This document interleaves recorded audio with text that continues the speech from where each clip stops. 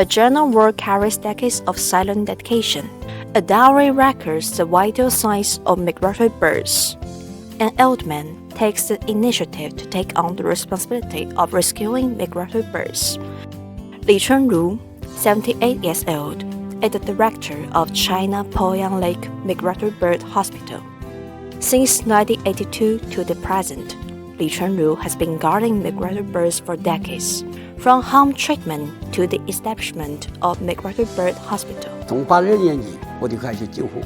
以前的20年是我家庭救护，就是坚持10多年难坚持。后来20年以后，我就私筹资金，从国家的补助了一点，花了10多万，建了一个候鸟医院，在全国各地都有送到我们这儿的冰川候鸟。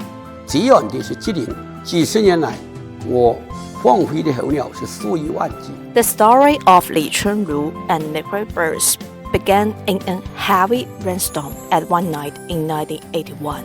After that night, there were injured birds everywhere.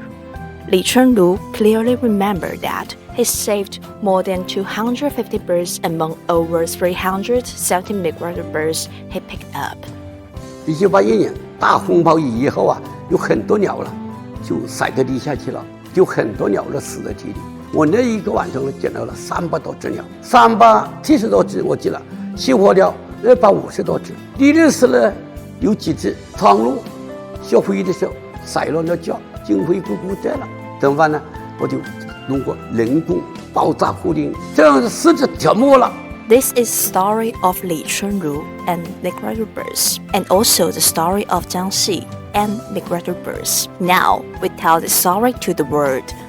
Let the migratory birds of Poyang Lake take the culture and history of Jiangxi to the world. 我是让中国鄱阳湖的候鸟打造成文化候鸟，让鄱阳湖的候鸟带着中国的品质和圣心，飞往全球。